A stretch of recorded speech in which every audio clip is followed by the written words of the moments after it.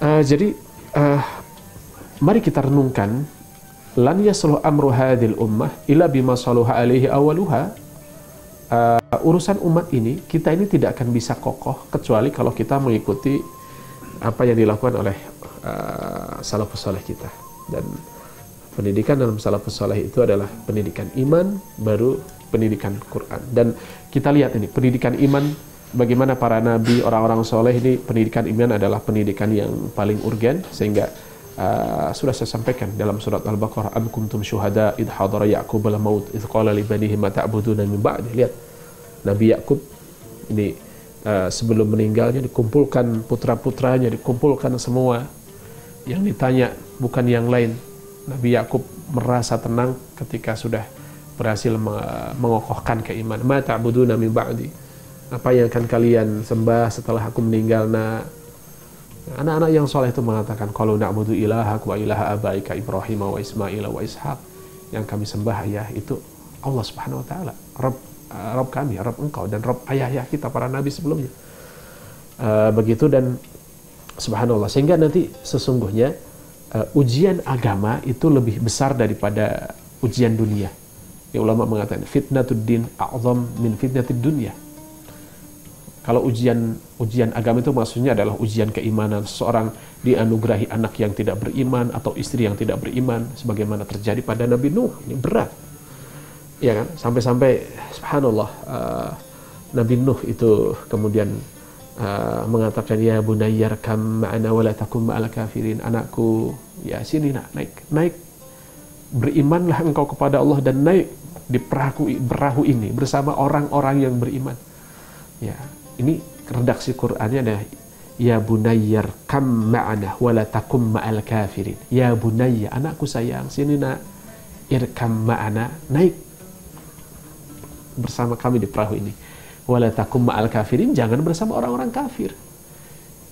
Mari kita renungkan, kita tadabburi. Anakku, naik di sini, beriman kepada Allah, jangan bersama orang-orang kafir. Padahal kondisinya sangat mencekam. Pada waktu itu orang dihadapkan antara mati dan tidak mati, selamat atau mati, tenggelam. Ya, harusnya seorang ayah yang naluri kebapaannya itu mengatakan begitu, nak sini, jangan bersama orang-orang yang tenggelam, ya kan? Tapi Nabi Nuh mengatakan, wala takum ma'al kafir, jangan bersama orang-orang kafir. Maka pendidikan iman adalah pendidikan yang sangat penting. Bahkan ini sebagai landasan gitu ya. Bahkan iman sebelum Quran penting, tapi nanti setelah iman. Sehingga subhanallah nanti Ibnu Mas'ud mengatakan, ini Ibnu Mas'ud ya, beliau mengatakan, nahnu qaumun sa'ubu alaina hifdzul Qur'an wa sahula alaina al-amalu bih. Lihat, para sahabat itu yang dididik oleh Rasul itu pendidikan keimanan yang kokoh itu, mereka mengatakan, kami ini kalau ngafal Quran sulit, tapi kalau mengamalkan Quran mudah bagi kami. Sekali lagi, kami orang yang kalau menghafal Quran sulit, tapi mengamalkan Quran sangat mudah. Ibnu Mas'ud melanjutkan, wasayati zamanun, ya, ini akan datang suatu saat, suatu zaman yang mana orang-orang itu akan sahula alaihim hifdzul Quran wa sa'uba alaihimul amalu bih. Akan datang generasi di akhir zaman yang mudah sekali mereka menghafal Quran, itu mudah luar biasa, tapi mengamalkannya itu yang sulit. Mengamalkan sulit. Tentunya para sahabat mudah mengamalkan karena keimanannya kokoh. Hari ini ya mungkin anak-anak kita sangat mudah menghafal dan sulit mengamalkan. Ini keimanan kita yang belum dikokohkan sebagai pondasi. Gitu ya. Dan nanti saya sudah sampaikan di sesi kedua tadi bahwasanya pendidikan iman ini juga bagi keluarga muslim telah dilakukan ketika anak terlahir dan dikumandangkan azan ya.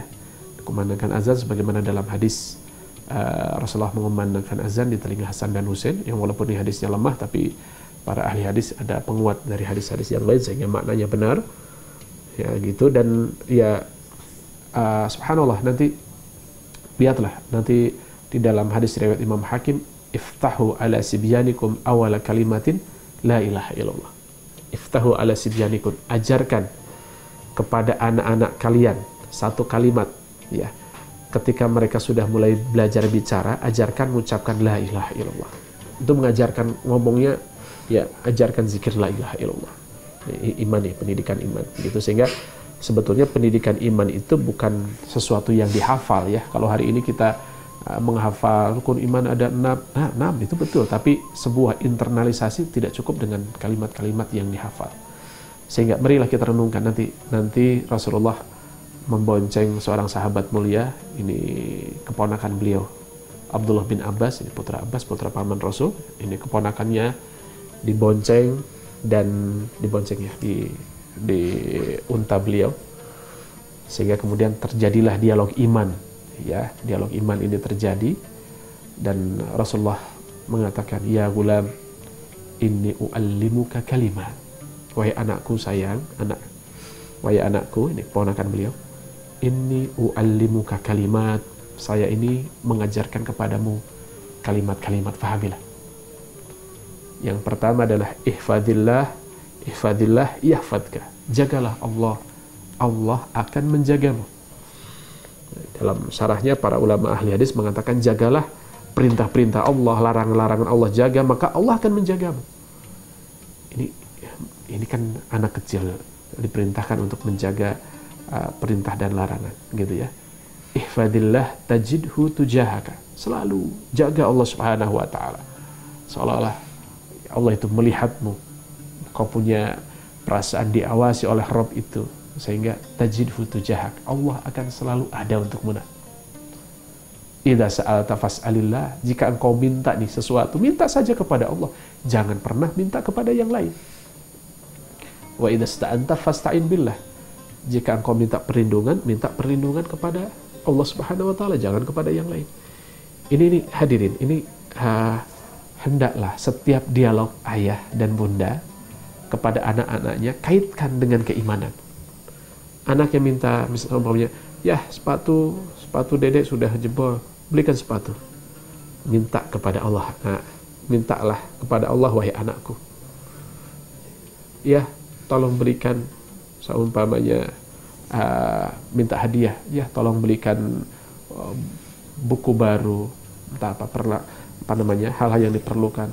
Belikan buku ayah, belikan sepatu, wahai ayahku. Maka kita kokohkan pada anak-anak kita, idza sa'alta fas'alillah, kalau kau minta saja kepada Allah.